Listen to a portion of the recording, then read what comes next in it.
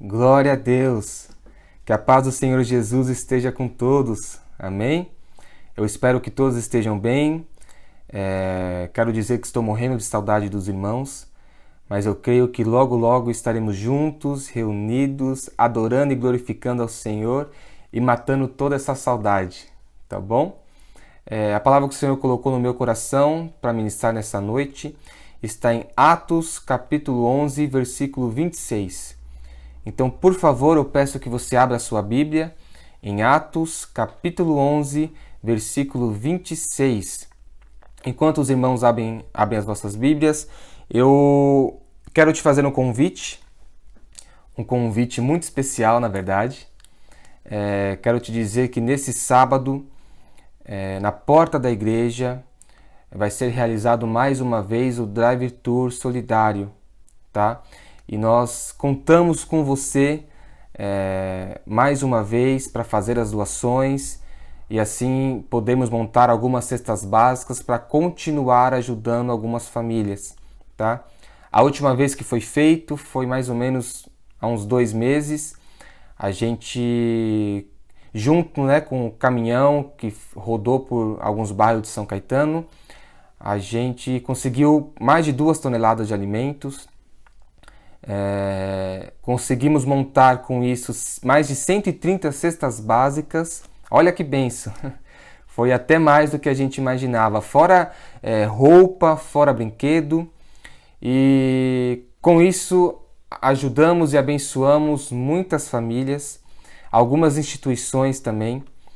E de alguns dias para cá, algumas famílias que a gente ajudou na última vez que foi feito o projeto, nos procurou novamente, informando que estão precisando de cestas básicas, tá?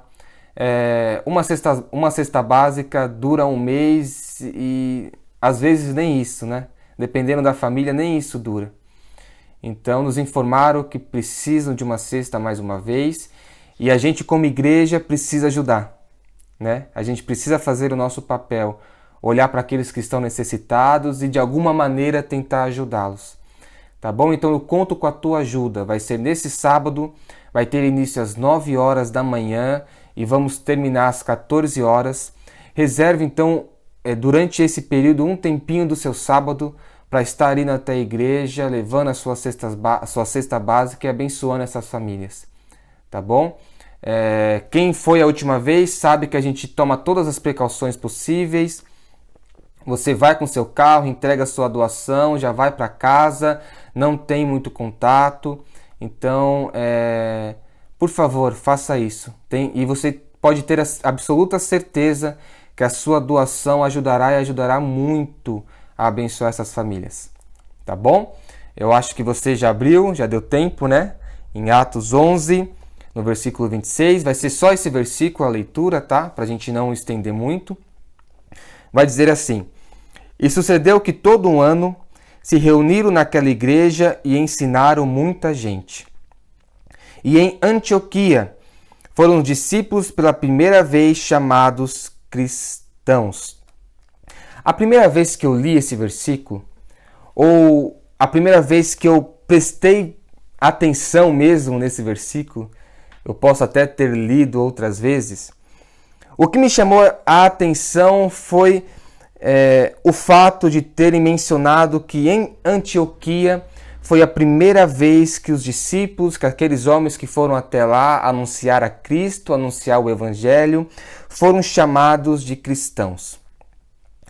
Porque hoje em dia a palavra cristão perdeu um pouco do seu sentido. A pessoa é chamada de cristão simplesmente por frequentar um culto, por ser religiosa, por falar que acredita em Cristo, né? Só com pouca coisa, hoje em dia as pessoas já nos chamam de cristãos, não é? Mas quando eu li que em Antioquia foi a primeira vez que os discípulos foram chamados de cristãos, eu logo pensei, tem coisa aí. Porque o que fez aqueles homens de Antioquia, olharem para aqueles discípulos, para aqueles homens que foram anunciar a Cristo e logo decidiram chamá-los de cristão. Não foi do nada, né? Não foi porque eles faziam cultos. Não foi porque eles diziam que acreditavam em Cristo. Eu entendo que foi muito mais do que isso. Então, para poder entender, como os sábios dizem, né? Como os verdadeiros pastores dizem, para entender um versículo, você tem que conhecer todo o contexto, e assim é. Né? Então, para poder entender o versículo 26, eu voltei um pouquinho e comecei a ler e a entender o que foi feito naquela cidade, o que aqueles homens fizeram para serem chamados de cristãos. Então, a primeira pergunta que veio na minha cabeça é: qual foi o motivo? Qual foi a razão desse nome? Aí eu voltei um pouquinho, lá em 11:19, não precisou voltar muito. A palavra do Senhor vai dizer que quando Estevão foi morto, houve uma perseguição em Jerusalém, ou foi intensificada a perseguição em Jerusalém. Então, aqueles que acreditavam em Cristo, aqueles que confessavam a sua fé ao Senhor, aqueles que anunciavam a salvação e a Cristo e que Ele foi morto e ressuscitou, eles começaram a se sentir ameaçados e não poderiam mais ficar em Jerusalém. Então a palavra do Senhor vai dizer que eles começaram a sair de Jerusalém e habitar nas regiões próximas, em outros lugares. E vai dizer que ao habitar nesses lugares, em Fenícia, Chipre, em Antioquia, como diz no versículo 19, a maioria começou a anunciar de Cristo, anunciar sobre a salvação e reino só para judeu. Não falava destas coisas se não fossem com judeu. Então a palavra do Senhor vai dizer que alguns sípios e alguns sirenenses que fugiram de Jerusalém porque acreditavam em Cristo, eles foram para Antioquia, para essa região, para esse lugar, e começaram a falar e anunciar sobre o Senhor Jesus aos gregos. E a palavra do Senhor vai dizer que a mão do Senhor estava com eles e grande número creu e se converteu ao Senhor. E a primeira característica que eu vejo nestes homens que chegaram em Antioquia foi que eles não faziam distinção de pessoas. Que eles anunciavam o Evangelho, anunciavam a Cristo a toda criatura. Não era só para judeu. Não era só para um grupo específico ou privilegiado, não. Eles anunciavam o Evangelho a todos que queriam ouvir. E esta era uma característica muito marcante em Cristo, não é? Ele falava sobre o seu reino, ele curava, ele libertava a todos que queriam ouvir e não só judeu. Quando você lê sobre a passagem de Cristo nos Evangelhos, tudo que ele fez, né, enquanto esteve nessa terra, você vai ver que ele curou aqueles que estavam à beira do caminho, que ninguém dava bola. Ele tocou nos leprosos, que ninguém chegava perto. Ele falou com aqueles que judeus não falavam. Então, Cristo fazia a todos, sem distinção. E essa é uma característica que aquele povo de Antioquia encontrou também nestes homens. Homens que falavam do reino, que falavam de Cristo a quem quisesse ouvir. Aí você continua a leitura e você vai ver que tudo o que estava sendo feito em Antioquia chegou aos ouvidos da igreja que ficou em Jerusalém. Porque alguns ficaram em Jerusalém, os discípulos ficaram. Aí a palavra do Senhor vai dizer que eles mandaram Barnabé até Antioquia. E Barnabé, quando chegou naquela região, se encheu de alegria porque viu que a graça do Senhor estava sobre aquele lugar. Porque alguns homens decidiram falar do reino aos gregos, porque alguns homens não ficaram só falando com os judeus, a graça do Senhor estava sobre aquele lugar e maravilhas estavam acontecendo ali. Então a palavra do Senhor vai dizer que Barnabé foi até lá e vai dizer que Barnabé era um homem bom, era um homem cheio de amor, era um homem cheio do Espírito Santo. Era um homem cheio de fé. mais características destes homens que foram até Antioquia, que se pareciam com Cristo, homens bons, homens que amavam. Aí vai dizer que Barnabé, vendo tudo o que estava acontecendo ali, foi até Tarso para chamar Saulo. Saulo que já tinha tido um encontro com Cristo, Saulo que já tinha sido transformado pelo Senhor, também vai a Antioquia, junto com Barnabé. Aí vai dizer que ficaram ali por 1 ano, ensinando com autoridade aquele povo sobre Cristo e sobre as Escrituras. Aí a gente vê mais uma característica. Homens que conheciam a Cristo e as Escrituras. Homens que falavam com autoridade. Homens que tinham paciência para ensinar.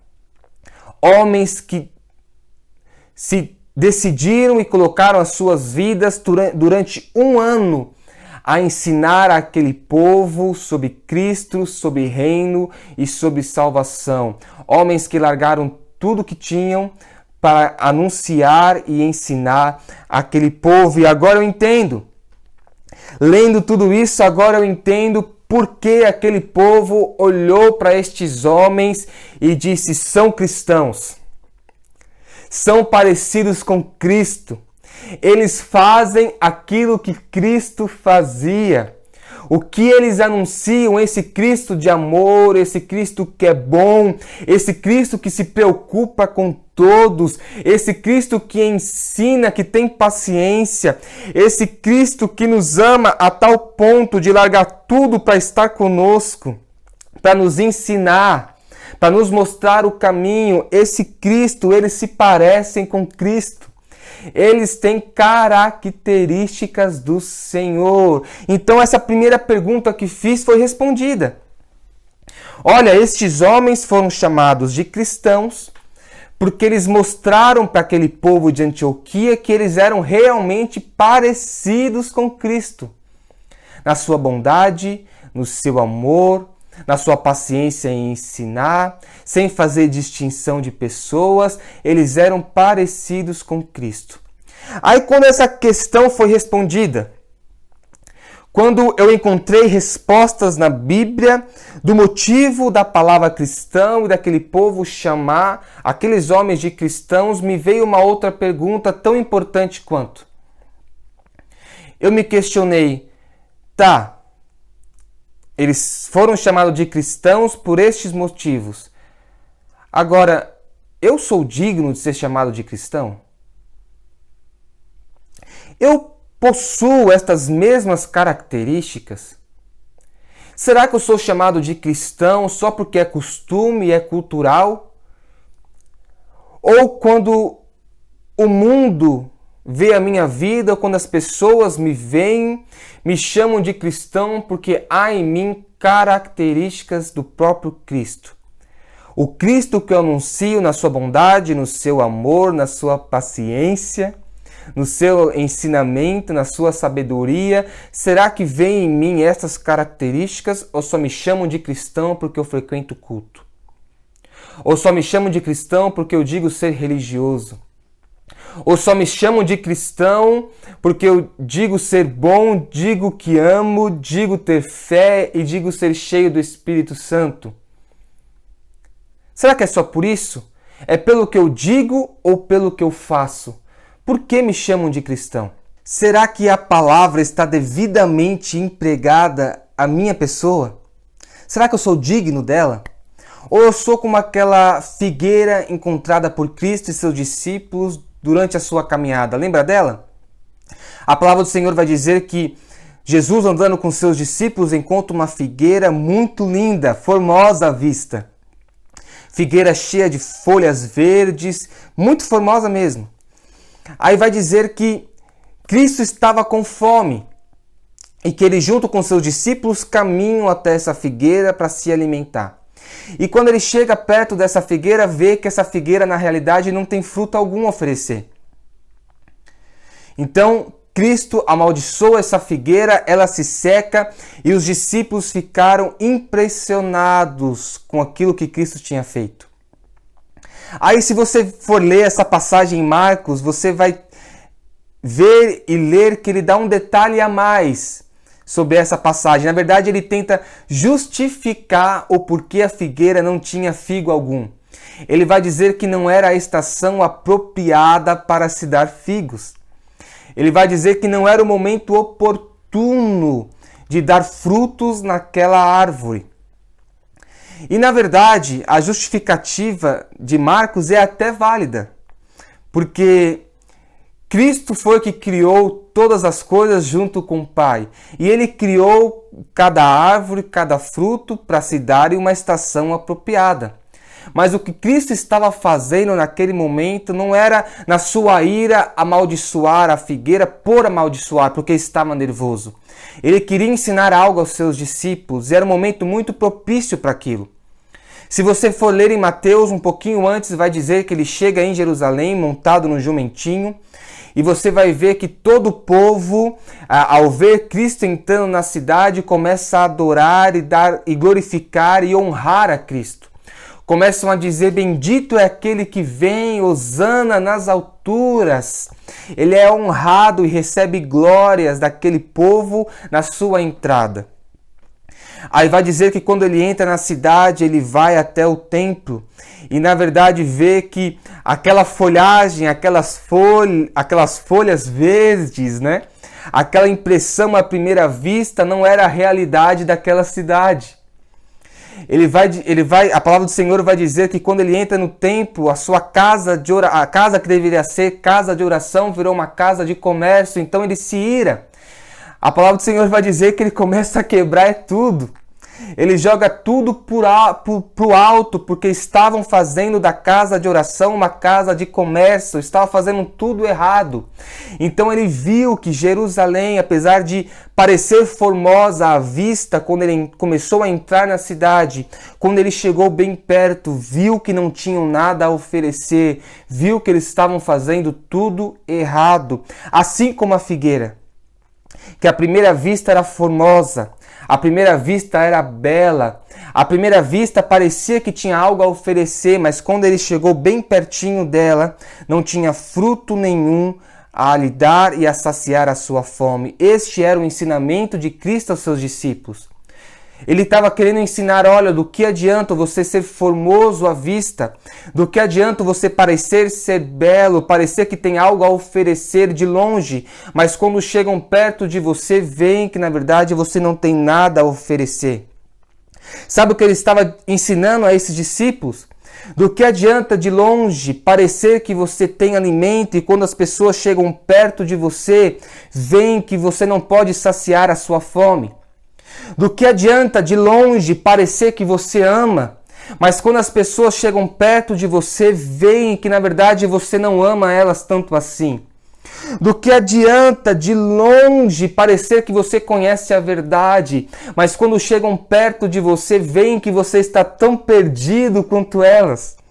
Do que adianta de longe parecer que você tem fé, mas quando as pessoas chegam perto de você, veem que a qualquer tribulação a sua fé cai por terra. Do que adianta de longe parecermos ser cheios do Espírito Santo de Deus, mas quando as pessoas veem em nossa intimidade, chegam perto da gente, veem que na verdade o nosso testemunho não revela a Deus, que não há fruto do Espírito manifesta em nossas vidas. Não temos amor, não temos gozo, paz, não somos bons, não somos fiéis, não temos domínio próprio. Do que adianta parecer algo à vista, à primeira vista, visto de longe? Mas quando chegam em nossa intimidade, quando estão perto da gente, veem que não temos nada disso. Então a pergunta que eu faço é: que cristãos somos? Como aqueles homens que foram a Antioquia e viram características parecidas com Cristo, ou como esta figueira, formosa à vista, à primeira vista, mas quando chega perto, não tem nada a oferecer. E quantas as vezes usamos da mesma justificativa que Marcos? Olha, não tem nada a oferecer porque não é o momento oportuno para isso. Não é? A gente não dá inúmeras desculpas para não praticar o bem. A gente não dá inúmeras desculpas para não alimentar quem tem fome, para não dar de água a quem tem sede, para não abrigar o estrangeiro, para não dar roupa ao nu, para não visitar o que está na prisão ou para não cuidar daquele que está enfermo. Quantas vezes eu e você não demos desculpas para não estender as nossas mãos e não abençoar a estes que necessitam? Quantas vezes, irmãos? Inúmeras. A gente dá desculpa porque a gente está ruim nas nossas finanças, as nossas finanças não vão bem, ou a gente não está muito bem com os nossos sentimentos, ou a gente não está muito bem no nosso psicológico, ou a gente não está muito bem na nossa vida espiritual. Quantas desculpas! Ou porque a gente está com alguma enfermidade, ou porque, eu já ajudo uma pessoa, então não vou ajudar outra, não é? Quantas desculpas nós damos, quantas vezes, ao ver alguém necessitado, demos a desculpa, não há um momento oportuno para eu realizar o bem a esta pessoa, não é? E eu quero refletir com você aquilo que Cristo falou aos fariseus. Quando ele foi até o templo e os fariseus começou a questionar sobre Cristo, é lícito curar ao sábado? Lembra disso? Aí Cristo vai dar uma resposta maravilhosa àqueles fariseus. Ele vai dizer, olha, se uma ovelha tua cair num buraco e for sábado, será que você não estenderá a sua mão e não tirará a ovelha daquele buraco? Certamente que sim. Aí ele vai dizer, olha, então por que a gente faz isso por uma ovelhinha e não faz isso por um homem e por uma mulher? Porque a gente é capaz, mesmo sendo sábado, mesmo para aquela época, sábado era um dia de descanso, mesmo sendo sábado, um dia de não trabalho, você faz um bem, você se esforça a ajudar uma ovelha e não se esforça a ajudar um homem. O que é mais valioso? Um homem não é muito mais valioso do que um animal, do que uma ovelhinha? Aí vai dizer que naquele lugar tinha um homem com a sua mão mirrada e Cristo logo o curou, ensinando que o tempo de se fazer o bem não depende de nós. O tempo de se fazer o bem depende daquele que está necessitado. Se tem alguém necessitado perto de você, este é o tempo apropriado de se fazer o bem. Não depende de você. Não é quando você tem algum dinheiro guardado na sua conta que está sobrando. Não é quando você está com plena saúde. Não é quando você está com seus sentimentos e com seu psicológico indo tudo bem. Não é nesses momentos. O que vai dizer que se é o tempo apropriado a se fazer o bem é o outro, não é você. É quando alguém está necessitado, este é o tempo. É quando tem alguém com fome perto de você. É quando tem alguém com sede. É quando tem alguém precisando de roupa. É quando tem alguém na prisão precisando de uma visita e de uma palavra amiga. Precisando que você fale sobre o reino, sobre Cristo a esta pessoa. É quando tem alguém enfermo precisando de cuidados. É quando tem um estrangeiro precisando de abrigo. São nesses momentos que é o momento oportuno a se fazer o bem. Quantos nesta quarentena, nessa pandemia, não usaram dessa justificativa? Não temos o momento oportuno para ajudar o próximo. Porque olha o que está acontecendo, não é? Olha quanta coisa ruim está acontecendo. Fora essa pandemia, fora esse vírus, essa crise econômica, financeira, tem afetado a todos. O momento é de ficarmos guardadinhos, reservados na nossa casa e nos preocuparmos só com a gente, só com a nossa casa, só com a nossa família. Isso já basta. Não é tempo oportuno de estender a mão para ninguém. Não é tempo oportuno de ajudar ninguém. Não é tempo oportuno de tentar enxergar o que está acontecendo à nossa volta e quem está necessitado. Não! O tempo agora é de ficar em casa e se guardar. Quantos já deram essa justificativa nesses 3, 4 meses que estamos nesta pandemia e na quarentena? Meu irmão, mas como eu disse, quem define o tempo propício para se fazer o bem não somos nós, mas aqueles que estão necessitados. E neste tempo tem tanta gente necessitada. Nesse tempo tem tanta gente passando fome, tem tanta gente com sede, tem tanta gente precisando de roupa, tem tanta gente enferma, tanta gente, tanto estrangeiro precisando de abrigo. Tanta gente necessitada, estamos fechando os nossos olhos, estamos sendo egoístas, pensando só em nós, só na nossa casa e não fazemos nada por aqueles que estão necessitados. Olha bem, se eu fosse usar do mesmo exemplo e fazer a mesma pergunta que Cristo fez naquela época aos fariseus e trazer para hoje em dia, eu posso adaptar algumas coisas e te fazer uma pergunta. Olha, mesmo com essa crise financeira, mesmo com essas preocupações que você tem, se o teu animalzinho de estimação estiver com fome, sede ou com frio, você não vai se desdobrar para deixá-lo quente, saciar a sua fome, a sua sede, ou se ele estiver enfermo, você não vai se desdobrar para que ele seja curado, para cuidar das suas feridas. Você não faz isso pelo seu animalzinho de estimação? Meu irmão, a pergunta que eu te faço é: o que vale mais? Um animal de estimação ou um homem? É a pergunta que Cristo fez aos fariseus: do que vale mais? Um animal, mesmo que indefeso e que precise da sua ajuda, ou uma vida humana, um homem, o que é mais importante? E a pergunta que Cristo faz, ele já faz com a resposta. Logicamente, o homem vale muito mais, a vida humana vale muito mais que um animalzinho. Então, se conseguimos nos desdobrar para deixar quente, para saciar a fome, a sede e cuidar das feridas de um animalzinho de estimação, por que não nos esforçamos um pouco para ajudar aquele que está necessitado e padecendo nesses dias? Meu irmão, a gente tem que definir o que é valioso, né? O que é mais valioso. E Cristo nos ensina o que é. O que eu e você temos feito nesses dias? Nos trancamos, a gente fechou os nossos olhos para o que acontece ao nosso redor, nos preocupamos só com a nossa casa, ou você tem sido cristão de verdade? Não é? Você tem sido, se a gente for usar a gíria de hoje em dia, você tem sido cristão raiz.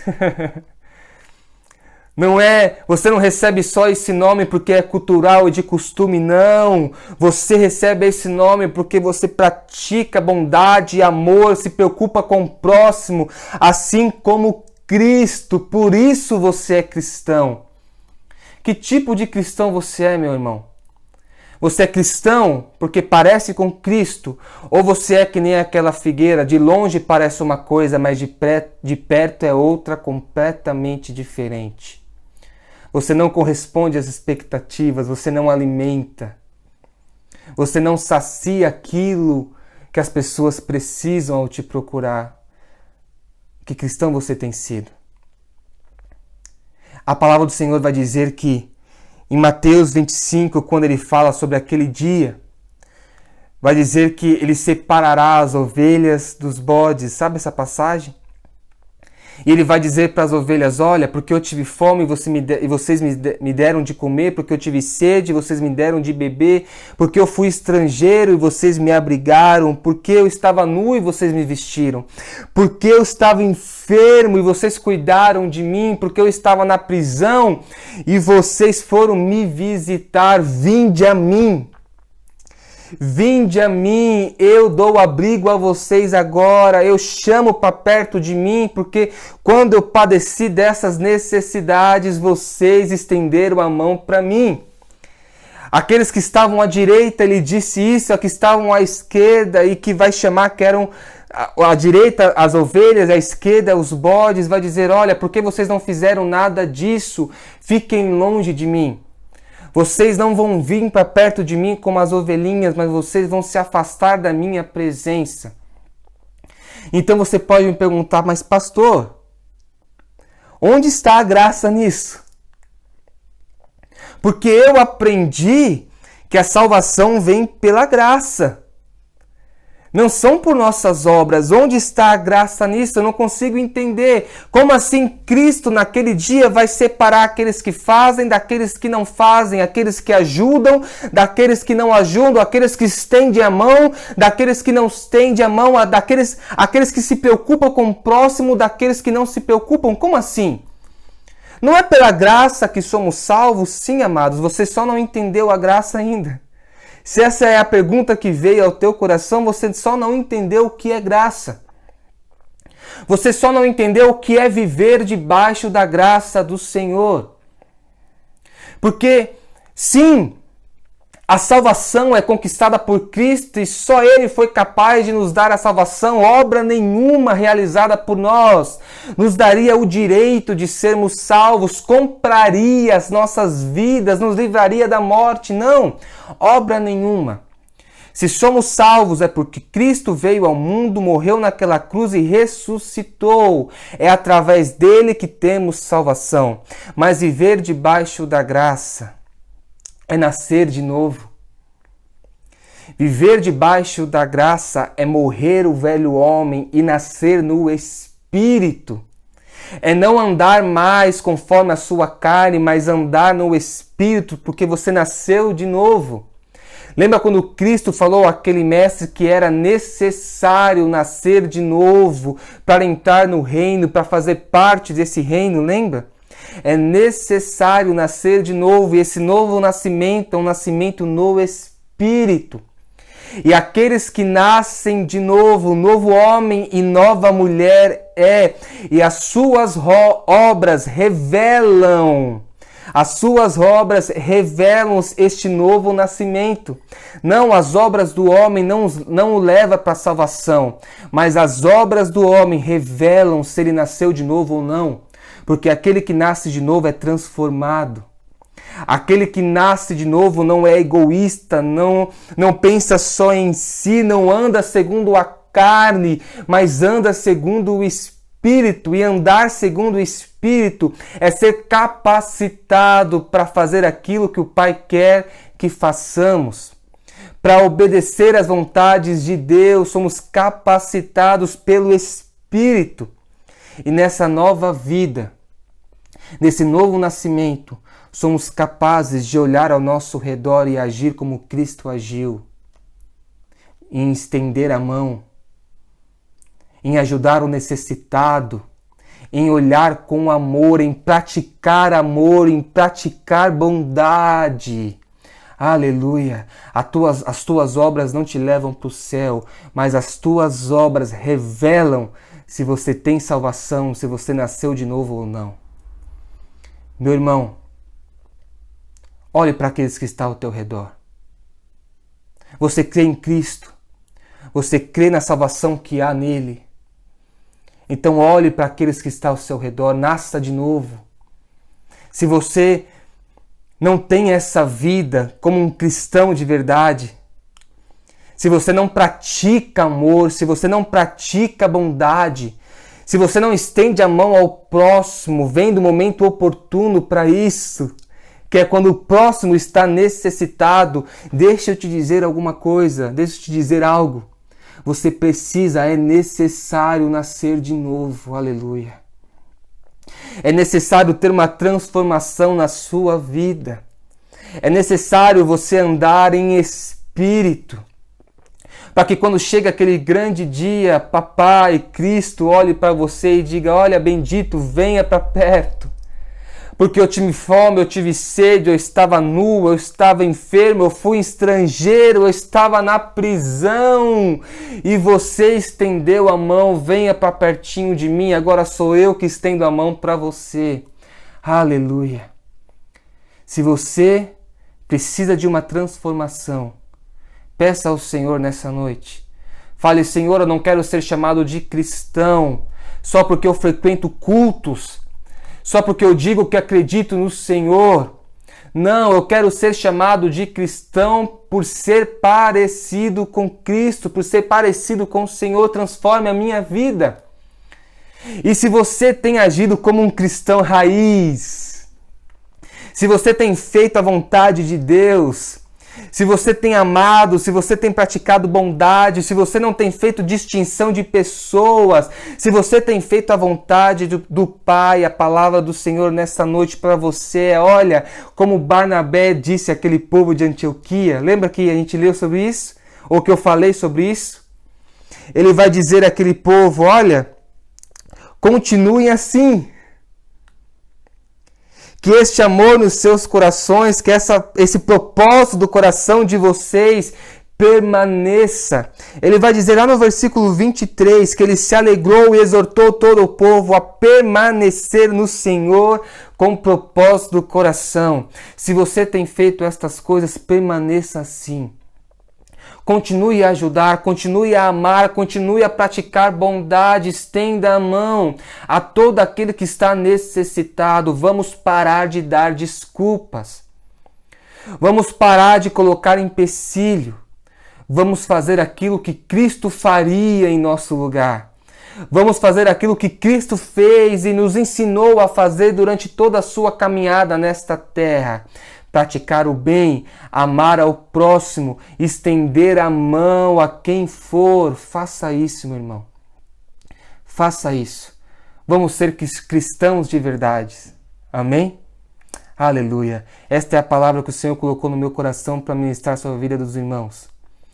Que o Senhor tenha falado contigo em nome do Senhor Jesus. E que ela gere transformação, não só em você, mas em mim também. Quantas vezes eu usei de justificativas para não ajudar alguém, para não estender a mão. Vamos parar de desculpa esta palavra e agir como cristãos, em nome do Senhor Jesus. Fica com Deus, meu irmão. Deus te abençoe.